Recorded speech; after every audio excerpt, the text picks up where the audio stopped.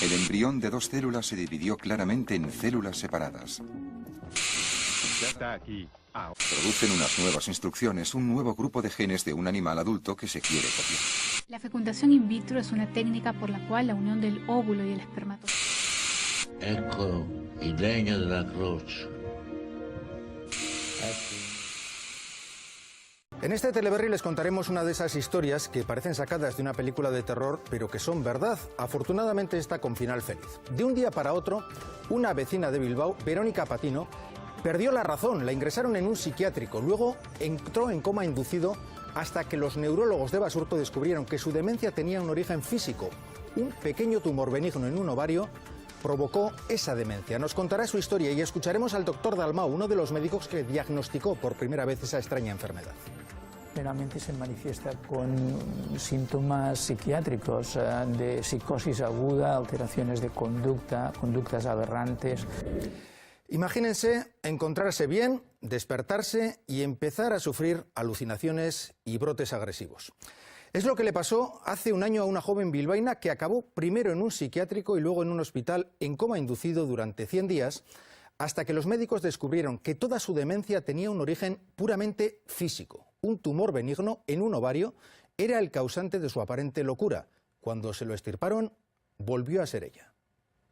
Tras 2 días sin poder dormir, el 19 de marzo del año pasado, Verónica comenzó a comportarse de manera muy extraña. Excitada, inmersa en una actividad frenética, se puso a decir cosas inconexas y escribir notas sin sentido alguno. Iba a solucionar todo lo que pasaba en el mundo, que tenía como superpoderes para poder arreglarlo todo, como que había visto la lucidez en mi cabeza. Yo la veo a ella con el niño entre los brazos, así diciéndole: tú no te vas a morir, tú no te vas a morir, tú no te vas a morir.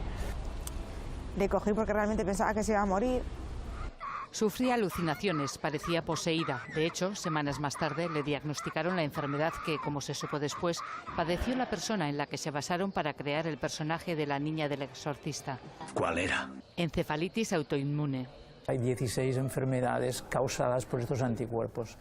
La respuesta inmunológica pues, es una respuesta del organismo que hacemos, montamos en frente a cualquier, digamos, insulto externo, sea una infección, incluso a veces en frente de tumores. En el caso de Verónica activó el proceso un teratoma, un tumor benigno formado por tejidos que tenía en un ovario. Pero hasta dar con el diagnóstico estuvo una semana ingresada en psiquiatría y después pasó a la UCI, donde permaneció 100 días en coma inducido. Perdió el habla, la memoria a corto plazo, dejó de caminar. Han sido meses de mucho esfuerzo hasta recuperar la normalidad. Poco a poco, no puedes ir de todo a una, no. El cerebro necesita su tiempo para poder aclimatarse a tanto estímulo. Con el tratamiento adecuado, corticoides e inmunodepresores, el pronóstico es bueno. A pesar de estar muy mal, la mayoría se recuperan. Tengo una vida totalmente normal. Y no quieren ni oír hablar de una posible recaída.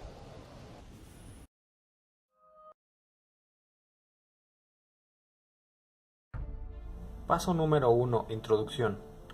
Una encefalitis es una inflamación difusa del encéfalo y se puede deber a múltiples causas. La encefalitis autoinmune son enfermedades poco frecuentes, agudas y graves que afectan a personas de todas las edades, desde la infancia hasta la tercera edad. La encefalitis causa síntomas psiquiátricos, epilepsia, deterioro cognitivo y puede determinar en coma. También produce la muerte si no son tratadas de forma rápida.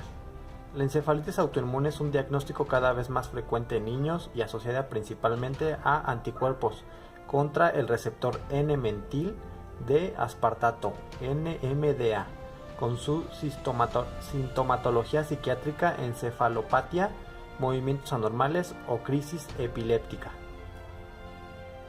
Paso 2. La justificación. Las personas a las que la historia y la Iglesia han atribuido una posesión demoníaca incluyen una amplia variedad de trastornos mentales y físicos. Si se pudiera evaluar de forma crítica y científica cada caso, encontraríamos una gran cantidad de sufrimientos humanos, juzgado bajo creencias religiosas, analizando con cautela y buena práctica clínica. Se podría dar explicación a las supuestas posesiones demoníacas. La encefalitis anti-inmune, NMD, es un síndrome que puede ser reconocido y tratado adecuadamente. Paso número 3. Marco teórico. La encefalitis autoinmune es una enfermedad poco frecuente, aguda y grave. Se presenta en hombres y mujeres y también en niños de todas las edades. Algunos tipos de encefalitis autoinmune se pueden diagnosticar a través de una prueba específica midiendo la presencia de anticuerpos, es decir, anticuerpos antirreceptor de NMDA a través de la presencia de un teratoma. Los episodios agudos de encefalitis autoinmune son conocidos por ser desencadenada por teratoma, un tipo de tumor generalmente se encuentra en los ovarios y exposición a ciertas bacterias comunes. 2. Presencia en el cuerpo de un cáncer que desencadena indirectamente una respuesta autoinmune.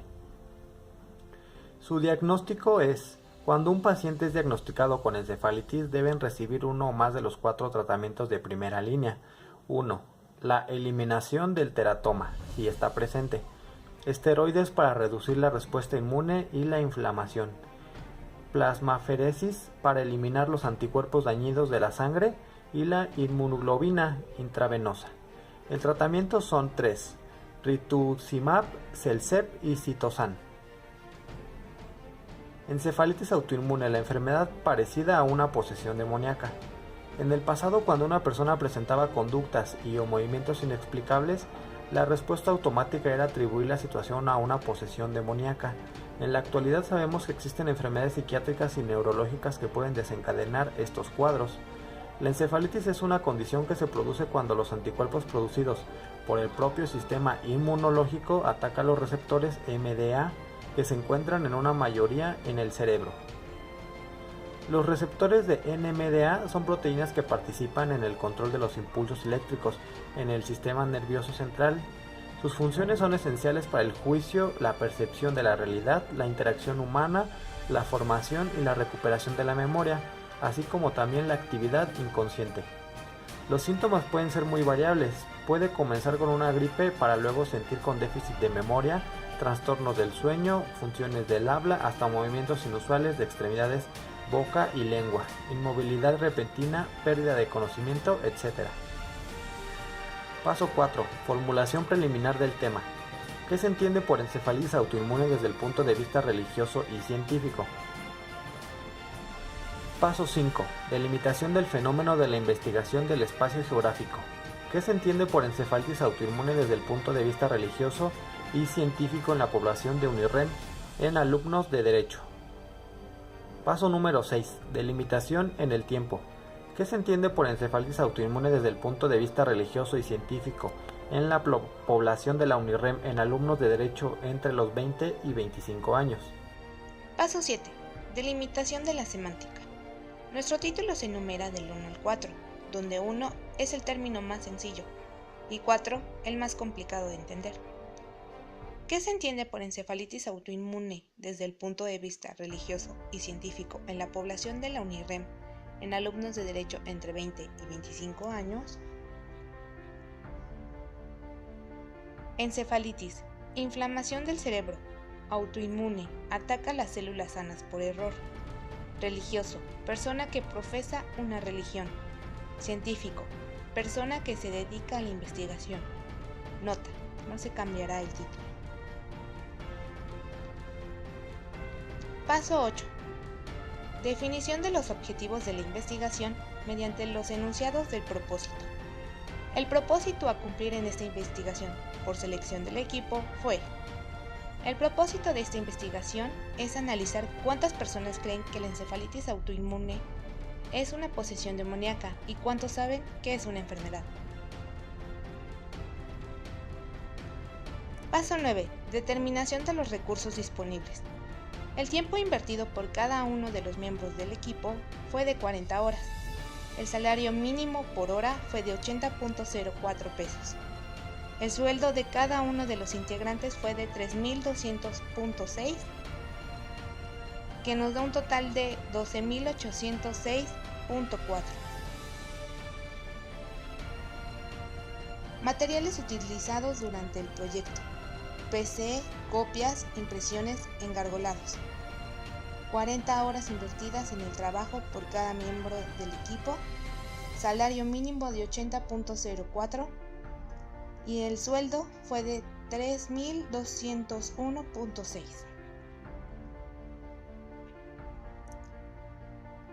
Paso 10. Formulación definitiva del título de investigación. ¿Qué se entiende por encefalitis autoinmune desde el punto de vista religioso y científico en la población de la UNIREM en alumnos de Derecho entre los 20 y 25 años? Ruta crítica. Inicia desde la asignación de equipo hasta la exposición del tema en clase, que se concluyó el martes 2 de enero del 2018.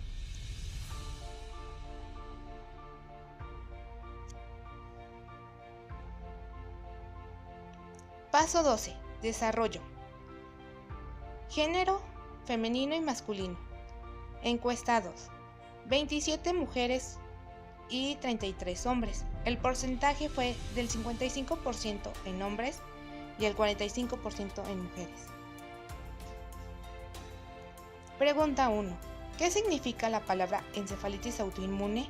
¿Enfermedad o daño cerebral? El porcentaje más alto fue de 51.6% y daño cerebral con el 48.33%.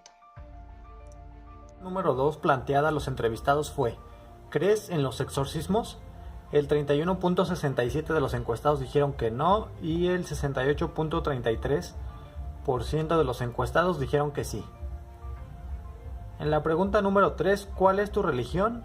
4 rubros fueron 41.67% con catolicismo, 18.33% con ninguna y 15% creyente y 25% para cristianismo. En la pregunta número 4 les planteamos que si su religión hablaba de exorcismos. El 38.33% dijeron que no y el 61.67% dijeron que sí. Para la pregunta número 5 les planteamos: ¿conoces algún caso de exorcismo? El 6.67% dijo que sí y el 93.33% dijeron que no. Para la pregunta número 6, ¿sabes qué significa encefalitis autoinmune? El 16.67% de los encuestados contestaron que no y el 68.33% dijeron que sí. Para la pregunta número 7, ¿te gustaría conocer la enfermedad de encefalitis autoinmune? Fueron 3 rubros. Para tal vez el 35% contestaron, para me gustaría el 50% y para no me gustaría el 15%. Para la pregunta número 8, ¿para ti a qué se refiere encefalitis autoinmune?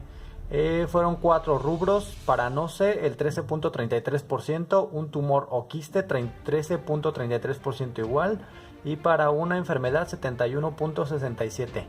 Ninguna de las anteriores contestaron, solamente 1.67% de los encuestados. Para la pregunta número 9, ¿es una enfermedad hereditaria? El 26.67% contestó que tal vez, el 46.67% dijeron que no sé, el 23.33% que no y el 3.33% dijeron que sí. Para la pregunta número 10, ¿tiene cura la encefalitis autoinmune? Para la pregunta número 11, ¿conoces los síntomas de la encefalitis autoinmune? El 41.67% dijeron que no y para el 33.33% dijeron que más o menos. El 25% fueron la respuesta sí del 100% de los encuestados. Para la pregunta número 12, ¿a qué edad afecta más la enfermedad? El 30% dijeron que todas las anteriores, 56.67% dijeron que niños y adolescentes y el 13.33% dijeron que la tercera edad.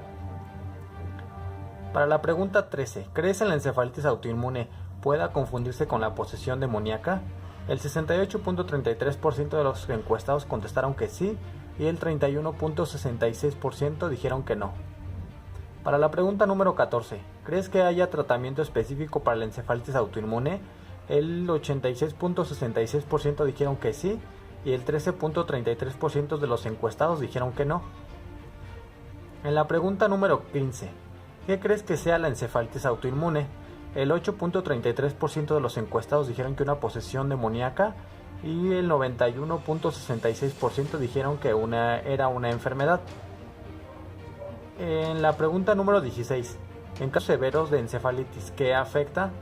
El 51.67% de los encuestados contestaron que el lenguaje, el 43.33% dijeron que la visión y el 5% de los encuestados dijeron que el estómago.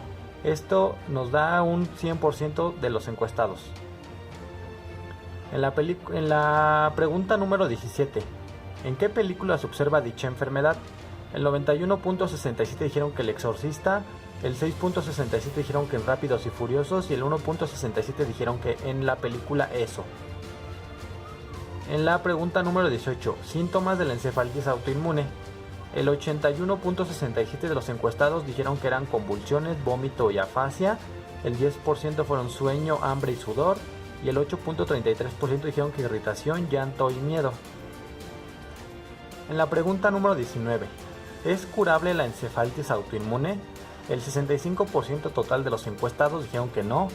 Y el 35% dijeron que sí. En la pregunta número 20, ¿conoces a alguien o has padecido de dicha enfermedad? El 98.33% de los encuestados dijeron que no y el 1.66% dijeron que sí. Y nuestra conclusión es, el propósito de esta investigación es analizar cuántas personas creen que la encefalitis autoinmune es una posesión demoníaca y cuántas saben que es una enfermedad. Llegamos a la conclusión de que el objetivo a alcanzar la mayoría de los encuestados del 100%, solo el 68.33% considera que sí es considerada como tal la encefalitis autoinmune como una posesión demoníaca. En este vídeo pretendo aproximarme a las causas que producen una encefalitis autoinmune contra el receptor NMDA. Dado que no soy médico, todo lo que expondré a continuación lo he extraído de fuentes fiables, tales como revistas y artículos científicos, las cuales están sujetas a un fuerte sistema de supervisión, así como con doctores especialistas en el ámbito de la neurología, la ginecología y la supervisión de unidades de cuidados intensivos. Debo comenzar diciendo que la comunidad científica no da un paso en firme en cuanto a la indicación de una causa con certeza. En lo que sí están de acuerdo es que en un alto porcentaje de los casos la encefalitis anti-NMDAR viene asociada con un tumor. Pero la encefalitis no es una complicación directa del tumor, sino un efecto secundario del mismo. En la mayoría de los casos, el tumor es benigno. Pero entonces, ¿un tumor benigno produce la encefalitis? La respuesta es no. Como recordaréis en el vídeo de definición de la encefalitis, son los anticuerpos que genera el sistema inmunitario los que producen la encefalitis. ¿Y entonces? El tipo de tumor benigno que se localiza en un alto número de casos es el teratoma de ovario en mujeres y de testículos en hombres. En el interior de este tipo de tumor se forman estructuras y tejidos de diferentes partes del cuerpo. Al abrir un teratoma se pueden encontrar tejidos óseos, pelos, dientes y también tejido cerebral o células nerviosas. Y es en este punto donde comienza todo. En los casos en los que existe tejido del sistema nervioso, también pueden existir receptores NMDA. Lo que la comunidad científica intuye es que el sistema inmunitario comienza atacando a los receptores NMDA del tumor, y dado que son similares a los que hay en el cerebro, continúan atacando a estos receptores, y de esta forma comienzan los síntomas y signos de la encefalitis anti-NMDAR. Como habréis observado, he utilizado el término intuir en la descripción anterior, ya que el papel del tumor en la producción de la encefalitis está actualmente en investigación. Existen otro tipo de tumores, en este caso malignos, que también se han asociado con la encefalitis anti-NMDAR, como son el cáncer de mama, el de colon, el de pulmón y el neuroblastoma. Por otro lado, existen muchos casos en los que aparentemente no se localiza un foco que pueda estar provocando la respuesta del sistema inmunitario para atacar los receptores NMDA. Esto puede ser debido a varias causas: que el tumor sea tan pequeño que no se pueda localizar con las técnicas actuales, que ya lo haya eliminado el sistema inmunitario o que no haya tumor. En este último caso, ausencia de tumor, es en el que la comunidad científica desconoce por completo el desencadenante del proceso de la encefalitis anti-NMDAR. Pero no olvidemos que con el hecho de que dentro de nuestro organismo una sola célula nerviosa o una pequeñísima parte de una célula nerviosa como es un receptor NMDA se forme en un lugar donde no deba estar, puede provocar que el sistema inmunitario comience un ataque contra esa célula y por similitud continúe con las que existen en el cerebro. Por lo anteriormente descrito, localizar y eliminar el tumor es una parte imprescindible del tratamiento, y tras la eliminación, hacer un seguimiento para controlar que no se vuelva a producir también es importantísimo. Los casos estudiados demuestran que la recuperación es más rápida y son menos propensos a sufrir una recaída que aquellos pacientes a los que no se pudo encontrar un tumor. En resumen, la causa más probable y en la que la comunidad científica parece coincidir es que el sistema inmunitario comienza a generar anticuerpos contra los receptores NMDA cuando localiza en algún lugar del cuerpo receptores que no deberían estar ahí.